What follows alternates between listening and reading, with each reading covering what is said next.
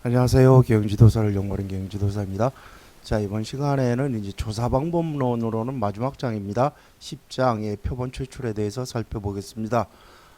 잠깐 키워드 보면 이제 기술 통계, 추정 통계, 추측 통계, 추계 통계, 이거 읽어보시면 되고요. 점 추정, 구간 추정도 읽어보시면 됩니다. 지금 우리가 하는 거는요, 이 마케팅 조사는 거의 대부분 추정 통계고 구간 추정입니다. 이 가설 검증이라고 하는 구간 추정이고요. 그 다음에 전수조사, 표본조사 그래가지고 이런 차이점들이 쭉 나와 있는데 2018년도에 출제가 됐죠. 출제된 지 지금 8년이 지났는데 요거 또 출제될 수 있습니다. 8년이 지났기 때문에 충분히 다시 출제될 수 있으니까 요 표본조사, 그러니까 전수조사하고 표본조사의 차이점, 요거 좀 잘 정리를 해 두시면 좋을 것 같고요.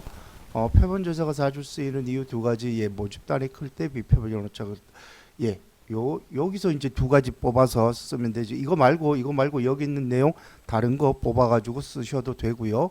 그리고 전수조사가 불가능한 거 마찬가지입니다. 이것도 마찬가지로 여기 나와 있는 내용 있죠. 여기 나와 있는 내용에서 두 가지 뽑아가지고 쓰면은 될 거다라고 생각이 듭니다. 이것도 준비하셔야 되고요. 그 다음에 2008년, 11년, 12년 표본 오류, 비표본 오류, 표본 오차, 비표본 오차 이런 내용들이 쭉 출제가 됐는데 글쎄 최근에는 이런 엘리멘트리한 이런 문제들은 잘 출제가 안 될 수도 있지만 작년에 그러니까 2025년도에 요 시장 조사론이 제가 봤을 때 조금 어렵게 출제가 됐습니다. 제가 10년 넘게 경영지도사 강의를 하는데 이 전체적으로 이 흐름이 있어요. 예를 들어서 올해는 마케팅 관리론이 좀 어렵게 출제가 되면은 내년에는 이제 소비자 행동론이 어렵게 출제가 되고 그리고 그 다음에는 또 시장 조사론이 좀 어렵게 출제가 되고 이런 패턴들이 계속 보여집니다. 작년에 시장 조사론이 좀 어렵게 출제가 됐거든요. 그래서 아마 내년에는 올해죠. 올해는 이제 시장 조사론이 조금 쉽게 출제가 될 수도 있지 않을까라고 추정을 해보면 이런 쉬운 문제들도 충분히 출제를 할 수가 있겠죠. 그래서 쉽다고 해서 제끼지 마시고 이런 쉬운 문제도 남들보다 좀 더 잘 쓰는 그런 노력들을 좀 해주실 필요가 있다고 보여집니다. 표본 오류라는 거는 모수와 통계량의 차이에 있는 오류다. 그래서 모수는 예를 들어서 경영지도사의 평균 연령이다라고 하면 모수는 경영지도사, 기술지도사 다 합쳐가지고 15,000명 조금 넘을 거예요. 이거의 실제 평균 연령이고 통계량은 표본을 만약에 100명을 추출한다라고 하면 100명의 평균 연령이 된다. 그래서 표본 오차가 작을수록 조사의 정확성이 올라간다. 표본수를 증가시키면 줄어들고 전수조사를 하면 표본 오차는 0이 됩니다. 관계는 표본이 작으면 표본 오류가 증가하고 표본이 작으면 표본 오류가 증가하게 되고 크면 비표본 오류가 증가하게 됩니다. 이거는 당연한 얘기니까 한번 쭉 읽어보시면 되고요. 그 다음에 비표본 오류의 종류 그래서 최설 안광호 교재는 요 4개를 써놓고 있어요. 그런데 여기 가만히 보면은요, 불포함 오류는, 저도 그렇고, 이제 저랑 같이 공부를 했던 많은 수험생들도 이제 그런 얘기를 하는데, 이 불포함 오류는 이거는, 비표본 오류보다는 표본 오류에 더 가깝지 않느냐. 왜 표본을 잘못 뽑아가지고 발생한 거가 이게 불포함 오류잖아요. 그래서 요거는 좀 표본 오류에 더 가깝지 않느냐라고 그렇게 이제 의문을 제기하는 분도 계셨고, 저도 그런데, 어쨌든 교재에 이렇게 쓰여져 있습니다. 교재에 이렇게 쓰여져 있으니까 이거는 무조건 교재에 있는 대로 그냥 정리를 해 두시면 되고요. 오류 최소 방법 이거는 쉬운 내용이니까 읽어보시면 되고 참고로 이학식 교재에는요 비표본 오류를 여기 보면 무응답 응답 오류 요거는 인정이 됩니다. 그리고 관리 오류 면접원 모집단 오류 요거는 요거죠. 그리고 분석 해석 요거를 얘기합니다. 요 무응답은 또 요거를 얘기하는 거고 그런데 여기 보면 측정 설문지 오류. 요 측정 설문지 오류는요 조사 과정에서 발생하는 게 아니라 글쎄요 이거는 설문의 신뢰성 타당성이 결여돼서 발생하는 거잖아요. 그렇죠. 이제 설문 자체가 잘못된 설문이다 그러면 신뢰성이 떨어지고 또 타당성도 떨어지겠죠. 이거는 설문 자체에 발생하는 신뢰성 타당성 문제지 표본조사 과정에서 발생하는 오류는 아닌 게 아닌가라는 이 비표본 오류라는 거는 표본조사 과정에서 표본오차 말고 다르게 발생하는 것들이잖아요. 그래서 요건 좀 아닌 것 같고 또 여기서는 또 요건 좀 아닌 것 같고 개인적으로 그런 생각은 좀 드는데 어쨌든 교재에는 이렇게 쓰여져 있다라는 거 정리하시면 될 것 같고요. 그 다음에 이제 표본 오차를 추정하는데 이 표본 오차는 계산이 불가능합니다. 예, 이런 이유 때문에 원칙적으로 계산이 불가능하기 때문에 그래서 표본 평균 분포의 표준 편차로 추정한다. 예, 뭐 추정을 하는 거구나 표본 오차라는 건. 예, 그렇게 보시면 됩니다. 나머지는 쭉 읽어 보시면 되고요. 그리고 평균의 표본 오차, 비율의 표본 오차 이것도 알 필요 없습니다. 왜냐하면 이 평균의 표본 오차의 뭐 계산 공식 여기 써놨고 비율의 표본 오차도 이렇게 쓰여져 있는데요. 마케팅 조사론 교재뿐만 아니라 웬만한 통계책에도 이 내용 없습니다. 예, 웬만한 통계책에도 이 내용 없으니까 이거는 그냥 읽어 보시고 이제 뭐 재밌으면 한번 보시고요. 그렇지 않고 시험을 준비할 목적이다라고 하면 이건 준비 안 하셔도 됩니다. 다만 우리가 이제 많이 접하는 거는 요 비율의 표본 오차 요거는 많이 접해요. 왜냐하면 뉴스에서 이 내용 많이 듣죠. 예, 그래서 뉴스 가만 보시면 아마 거의 99%는 이 표본 오차가 플러스 마이너스 3.1%다라고 발표를 합니다. 이 플러스 마이너스 3.1%라는 얘기는 뭐냐면 1000명을 조사했다는 거예요. 1000명 조사하면 무조건 3.1%고요. 2000명 조사하면 2.1%입니다. 간혹 가다가 이제 표본 오차가 2.1%다라고 발표하는 그런 내용도 간혹 가다가 눈에 띄어요. 그거는 2000명을 조사했다라고 보시면 됩니다. 이것도 한번 쭉 읽어보세요. 이거 언론에서 많이 접하는 거기 때문에 한번 쭉 읽어보시라는 거지.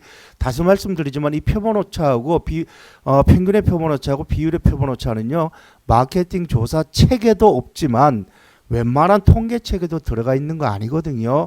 그냥 한번 여기 읽어보시라고 얘가 쭉 적어놓은 거기 때문에 한번 그냥 읽어만 보시고 돌아서서 까먹어도 시험을 대비해서는 아무런 문제가 없습니다. 그리고 왜 우리가 그 매주 접하죠. 대통령 지지율. 예, 이렇게 계산합니다. 예, 이렇게 계산하는 게 그게 대통령 지지율이다. 뭐 국정 지지율이라 그런가요? 하여튼 예, 이렇게 조사해서 발표합니다.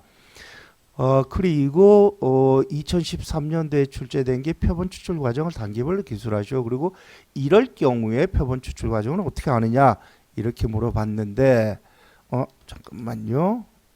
예. 예, 모집단의 정의에 모집단은 연구자가 알고자 하는 조사 대상의 전체 집합을 얘기한다. 그리고 샘플링 프레임 또는 표본 프레임, 표본 추출 프레임. 여기 보시면 이군이 이학식 교재는 표본 추출 프레임이라고 그러고 최서열 난공화 교재는 표본 프레임이라고 하는데 엄격하게 얘기하면 원래 오리지널 용어는 샘플링 프레임입니다. 샘플링 프레임을 그대로 얘기를 하면 표본 추출이죠. 샘플 프레임이 아니라 샘플링 프레임이기 때문에 표본 추출 프레임이 맞는 말이죠. 샘플 프레임이 아닙니다. 예, 그런데 뭐 이거나 그거나 뭐 똑같다라고 보시면 되고 그동안에 문제 출제된 거 보면 전부 다 표본 프레임이라고 해서 문제가 출제된 겁니다. 그러니까 똑같은 내용이다라고 보시면 되고요. 이것도 쭉 읽어보세요. 이것도 쭉 읽어보시면 뭐 알 수 있는 내용이고요. 예, 이것도 쭉 읽어보시면 됩니다. 뭐 모집단은 이런 식으로 정의를 했고 샘플링 프레임은 또 이런 식으로 정리를 했는데 뭐 이렇게 여기 보시면 이제 통신업체로부터 피처 이것도 그냥 읽어보세요. 한번 쭉 읽어보시면 됩니다. 예, 요것도 똑같은 문제입니다. 똑같은 문제고 모집단은 요게 이제 모집단이 되는 거고 그리고 샘플링 프레임은 뭐 누구는 이제 그 난수표 그러는데 난수표는요. 여기 보시면 여기 난수표라고 적어놨는데 난수표라고 하는 거는 통상 전화번호를 무작위로 추출하기 위해서 사용하는 겁니다. 그래서 만약에 성인 남녀를 추출하는 경우에 난수표로 전화번호를 추출하게 되면 미성년자도 포함될 수가 있겠죠. 그래서 엄격한 의미에서 난수표는 샘플링 프레임이 못 됩니다. 그런데 그냥 편해서 하는 거예요. 일단 그냥 전화번호 돌려서 너 성인이냐? 성인 아닌데요. 그러면 이제 뜯고 읽는 거고 성인이다 그러면 계속 조사하는 거고 그런 식으로 보통 한다라고 보시면 됩니다. 그런데 엄격한 의미에서 난수표는 샘플링 프레임이 아니고요. 이런 경우에 샘플링 프레임을 만든다라고 하면 이런 식으로 만들어야 될 겁니다. 이것도 한번 쭉 읽어보시면은 이해가 될 수 있는 내용이라고 보여지고요. 그 다음에 이 표본 추출이 이제 확률, 비확률, 층화, 할당, 군집, 층화, 할당, 비교. 그러면 빠진 게 뭐가 빠졌나요? 판단이라든가 이런 것들이 이제 판단, 그리고 편의 요게 빠지고 그리고 또 랜덤 샘플링이 지금까지 한 번도 출제가 안 됐습니다. 랜덤 샘플링도 볼 내용이 하나는 있어요. 먼저 확률 표본 추출 이거 쭉 읽어보시면 됩니다. 이거 쭉 읽어보시고 나름 정리를 하시면 되고 자, 여기 랜덤 샘플링이죠. 단순 무작위 표본 추출. 자, 그러면 여기서 이제 보셔야 될 게 요것만 보시면 돼요. 장점은요, 모집단에 대한 사전 지식이 없어도 적용할 수 있습니다. 모집단이 뭔진 몰라도 그냥 샘플링 프레임만 있으면 거기에서 이제 확률적으로 추출만 하면 되는 거기 때문에 모집단의 특성에 대해서 모르고 있어도 돼요. 자, 그런데 문제는 뭐가 있냐 하면 샘플링 프레임이 반드시 있어야 됩니다. 샘플링 프레임이 없으면 이거 랜덤 샘플링 못합니다. 보시면 예를 들어서 게임 중독 청소년의 리스트가 수록된 샘플링 프레임은 지구상 어디에도 없죠. 그러니까 연구자가 이 샘플링 프레임을 만들 수 있으면 만들어서 랜덤 샘플링을 해야 되는데 못 만들면 랜덤 샘플링 못해요. 그리고 또 모집단이 너무 거대한 경우에도 곤란합니다. 예를 들어서 1인 가구를 조사한다면 수백만 명의 리스트를 확보해야 되는데 1인 가구가 지금 1000만 가구가 넘었다 그러죠. 그러니까 1000만 가구가 넘었으면 그 1000만 가구의 그 리스트를 어떻게 뽑겠습니까? 그러니까 모집단이 너무 커도 그래도 샘플링 컷 프레임이 구성하기가 어렵기 때문에 요거 요 단순 무작위의 장점 단점 요것도 정리해 두시기 바라고, 로또 추첨 이거는 그냥 재미로 써놨는데 한번 쭉 읽어보시기 바라고요. 전 개인적으로 이 로또 추첨에 대해서 궁금한 게 하나 있어요. 그러니까 옛날에 이제 로또가 처음 생겼을 때는 이제 당첨자가 이제 1명, 2명 이렇게 나왔잖아요. 그러면 그거는 확률적으로 보면 800만 장이 팔렸다는 얘기가 됩니다. 그런데 지금은 10명 이상 나와요. 이러면 8천만 장 이상 팔린다는 얘기거든요. 그러니까 확률이 800만 분의 1이기 때문에 8천만 장 이상 팔려야 10명씩 나오거든요. 예, 이제 이건 사실인데, 그런데 제가 궁금한 거는 옛날에 800만 장이 팔렸을 때도 1등 당첨금은 300억 정도였고 지금 8천만 장 매출이 10배 이상 뛰었는데도 1등 당첨금은 똑같이 300억이죠. 그 300억을 뭐 10명이 나눠 갖는 그런 구조로 돼 있잖아요. 그러니까 옛날에 비해서 지금 로또의 매출이 10배가 증가했는데 1등 당첨금은 옛날이나 지금이나 똑같아요. 그러면 그 증가한 매출의 대부분은 국가가 다 가져간다는 거잖아요. 이게 맞는 건가라는 생각이 듭니다. 이게 과연 옳은 건가? 그리고 이 로또의 그 세금도 그래요. 일본도 그렇고 일본은 세금이 없습니다. 복권에. 그리고 미국이나 유럽 같은 경우도 복권에 세금이 거의 없는 걸로 알고 있어요. 우리나라만 이 복권에 세금이 엄청나게 붙습니다. 이게 소득세랑 똑같아요. 제가 알기로 소득세가 이제 누진세이기 때문에 3억인가 4억 이상 되면은 거의 40 몇 퍼센트 내거든요. 로또도 똑같이 그렇게 냅니다. 40% 이상으로 내는 걸로 알고 있어요. 그런데 일반 소득세는 그런 연봉 3억 4억이 꾸준하게 들어오잖아요. 그런데 로또는 평생 한번 당첨될까 말까 한 건데 거기에 대고 소득세랑 똑같이 누진과세 적용해가지고 40%를 떼가는 게 이것도 맞는 건가 그런 생각이 듭니다. 그런데 결론적으로 보면요, 로또는 안 사는 게 좋아요. 국가에 세금 환납하고 싶은 분들은 뭐 로또 사도 되지만 그렇지 않은 분들은 로또를 안 사는 게 더 현명한 겁니다. 저도 가끔씩 사긴 사요. 꿈자리가 뒤숭숭하면 가끔씩 이제 한 장 5,000원짜리 한 장 사는데, 예전에 한번 그 편의점에서 그 음료수 살라고 이제 계산하려고 줄 서 있는데 그 앞에 누가 봐도 이 사람은 그 노동자예요.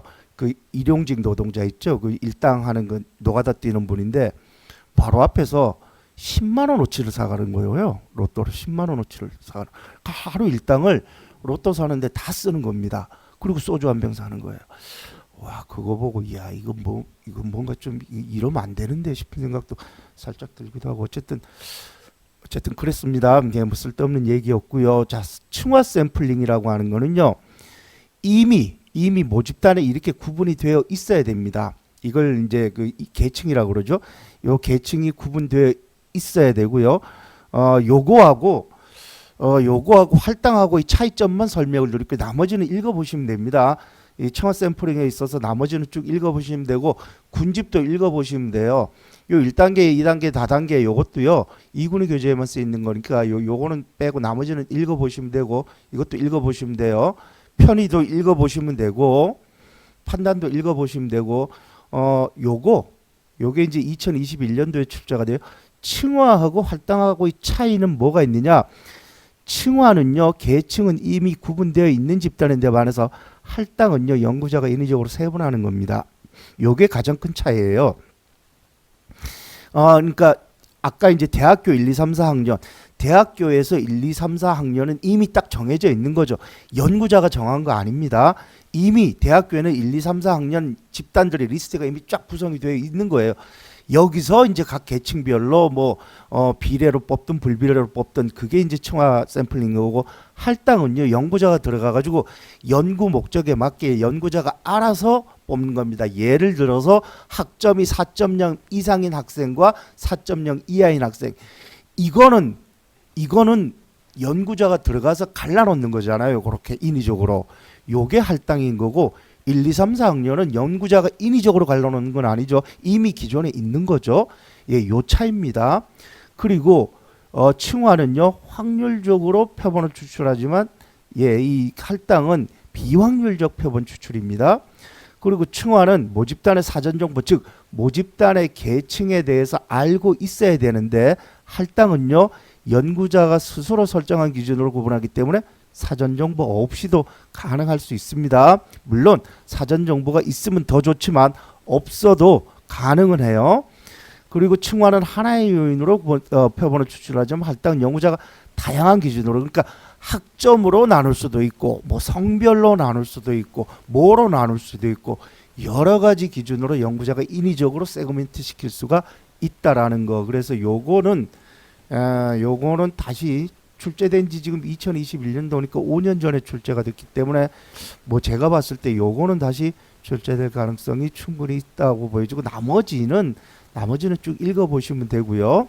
요것도 이제 읽어보시면 됩니다. 요 문제가 요 2025년도에 출제가 됐어요. 표본 프레임이 없으면 랜덤 샘플링이 안 되죠. 그리고 모집단 지식이 없으면 이런 것들이 안 됩니다. 때문에 이제 누적과 편애가 있을 수가 있는데, 이때도 저 기억이 나요. 누구는 누적이라고 쓰고 누구는 판단이라고 썼는데, 그때 정답을 그 편이라고 썼는데 그때 정답을 편의로 했나 누적으로 했나 뭐 이렇게 아리까리 할 때는요 둘 다 쓰는 게 안전합니다. 아마 그때 정답을 편의로 아마 그 정답 채점을 하지 않았나 생각 드는데, 어쨌든 여기 이것도 될 수도 있고 이것도 될 수도 있어요. 예, 그러니까 이럴 때는 두 개를 다 쓰는 게 안전합니다. 그리고 이제 2023년도에는 이거는 이제 쭉 읽어보시면 이거는 군집표본 추출이다라고 알 수가 있고요. 이 장단점은 앞장에 나와 있으니까 그거 보시면 되고, 그리고 작년에 출제된 것도요. 요거 가지고 설명을 드리면, 표본 프레임이 없다 그랬죠. 그럼 단순 무작위가 무조건 안 됩니다. 그리고 이제 단순 무작위도 안 되고 층화도 안 돼요. 이 두 개는 무조건 안 됩니다. 그래서 이거는 뭐 읽어볼 필요 없고, 그 다음에 구분하기 어렵다. 이제 지리적으로 그리고 조직적으로 구분하기 어렵다. 이러면은 또 군집이 안 됩니다. 그러면 이제 가능한 게 편의, 판단, 할당인데 요 세 개인데, 그런데 모집단 대표성을 높게 확보하려고 한다. 그러면 편의하고 판단 안 되죠. 예, 편의하고 판단은요 모집단 대표성이 가장 낮은 샘플링이 편의 판단이거든요. 이거 두 개 안 되고, 그래서 할당이다.